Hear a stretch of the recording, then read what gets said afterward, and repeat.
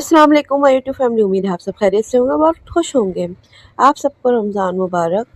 मुझे पता है आप लोग यही कह रहे होंगे कि कब से वीडियो नहीं आई, काफ़ी लंबा गैप आ गया। बट रमज़ान की आमद आमद थी, उसकी तैयारियों में लगी हुई थी और घर में भी थोड़ा सा रूटीन आउट हुई हुई थी। इसी वजह से थोड़ी वीडियोस मैंने बनाई थी, लेकिन बस वो अपलोड करने का टाइम ही नहीं मिल पा रहा था। अब 1-2 दिन में मैं जल्दी जल्दी अपलोड कर दूँगी सारी वीडियोस। अब तो माशाल्लाह से रमज़ान का आखिरी अशरा लग चुका है और चंद ही दिन रह गए हैं अब रमज़ान को अलविदा करने के लिए हमारे। और माशाल्लाह इस बार बहुत अच्छा रमज़ान गुज़रा है हमारा, बहुत ठंडा और अच्छा मौसम में गुज़रा है। बस यहाँ मैं एक क्लिप आपके साथ रमज़ान डेकोरेशन की भी आप लोग के साथ शेयर कर रही हूँ और आप लोग बताएं ज़रा कमेंट में कि कैसा लग रहा है। सब चीज़ें करी थी मैंने और रिकॉर्डिंग भी की थी, बस अपलोडिंग करने का, एडिटिंग करने का टाइम ही नहीं मिल पा रहा था। ऐसे ही टाइम रोज़ों में गुजर रहा था।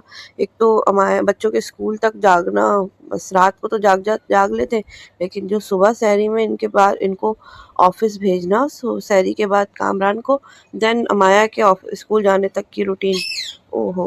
फिर उसके बाद 2.5 घंटे बाद फिर अमाया वापसी आ जाती है स्कूल से, तो उसको लेने जाना होता है, तो बस सो ही नहीं पाते। रूटीन इतनी आउट हो जाती है कि बस क्या बताऊँ, समझ ही नहीं आ रहा। रमज़ान में तो बच्चों की छुट्टियाँ होनी चाहिए ताकि माँओं को तो आराम मिले।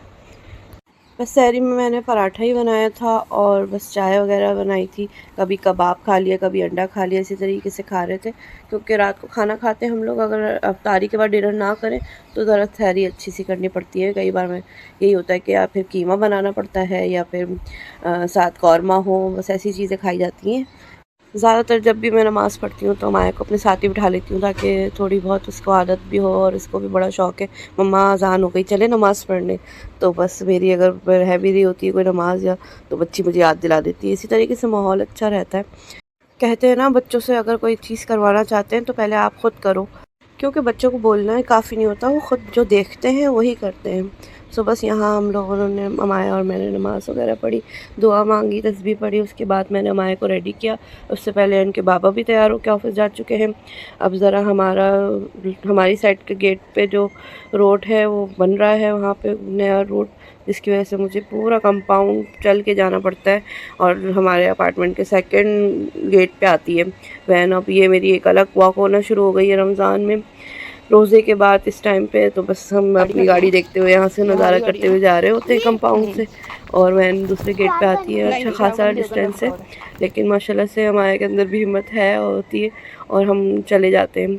1 हफ़्ता, ज़्यादा से ज़्यादा 2 हफ़्ते तक मैंने यहीं पे इसको ड्रॉप किया है, और बस इसको लेने भी यहीं आना पड़ता है, इतना चल के भागे तो बस टाइम ही नहीं मिल पाता। उसके बाद अफ्तारी की तैयारी शुरू कर देती हूँ मैं। रोल वगैरह बना के रखे हुए थे मैंने, पेटीज और समोसे वगैरह, तो बस इजी हो जाता है। और एक एक चीज़ भी मैं बना के रखती रहती हूँ, जो ख़त्म होती जाती है वो मैं दिन में दोबारा बना के रेडी कर देती हूँ। कामरान भी ऑफिस से आके थोड़ी देर लेट जाते हैं। और यहाँ हमारी अफ्तारी टाइम हो चुका है, और यहाँ अफ्तारी में मैं ज़्यादा चीज़ें नहीं बनाती हूँ, मैक्सिमम कम से कम चीज़ें बनाती हूँ, बस जो हम खा सकें। ज़्यादातर अगर मुझे अफ्तारी डिस्ट्रीब्यूट करनी होती है, कोई दावत होती है, तो ही पकोड़े वगैरह बनते हैं, वरना मैं और कामरान दोनों ही पकोड़े नहीं पसंद करती। एक आध समोसा वगैरह फ्राई कर लिया, सैंडविचेज़ वगैरह बना लिए, तो यही चलता है। सो माया भी यहाँ पर रेडी होके बैठी हुई है खुश खुश। यहाँ कामरान भी अज़ान का इंतज़ार कर रहे हैं कि बस अज़ान हो। और कैसा है ना, मुसलमान अपने सामने ही खाने की इतनी चीज़ें रखी होती हैं और हमें इख्तियार भी होता है कि हम खा सकें, लेकिन बस अल्लाह ताला के हुक्म का इंतज़ार करते हैं कि बस जैसे ही मगरिब की अज़ान हो, इफ्तार टाइम हो और हम रोज़ा खोलें। यही तो रमज़ान की शान है। बस अल्लाह ताला का हर वक्त शुक्र अदा करना चाहिए कि हमारे दस्तरखानों पे इतनी नेमतें अता की हैं अल्लाह ताला ने, और बस हमें हर साल रमज़ान देखना नसीब अता। कहाँ आई हो, शॉपिंग पे आई हो? है कहाँ, इसे क्या नाम है इसका? देखो मिलीनियम मॉल है, क्या नाम है? हाँ, आराम से चलो, चले हम बाबा आ जाएं फिर चलते हैं। बाबा गए हैं बाइक लगाने, वो रे बाइक। शॉपिंग स्टार्ट हो गई हमारी ईद की, है खुश? कुछ नहीं होता।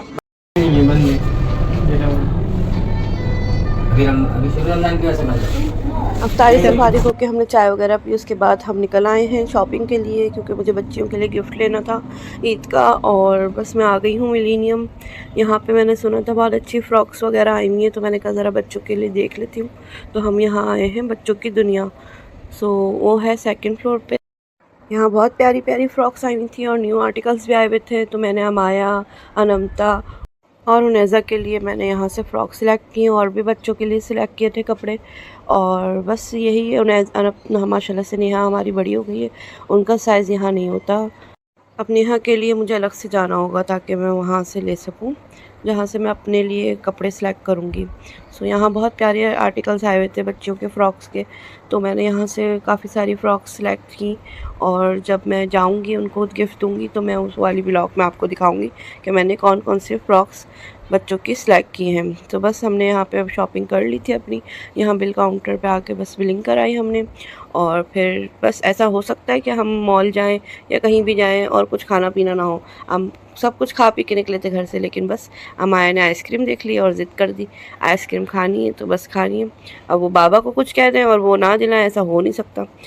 तो बस यहाँ अभी हम बिल काउंटर से फारिग होते हैं और उसके बाद घर के लिए रवाना होते हैं। उम्मीद है आपको मेरी वीडियो अच्छी लगी होगी और मुझे मालूम है मैं बहुत लंबे लंबे गैप लेती हूँ वीडियोस में, लेकिन बस इंशाल्लाह मैं ज़रूर अपने आप को मोटिवेट कर रही हूँ कि बस जल्दी जल्दी मैं व्लॉग्स डालूँ।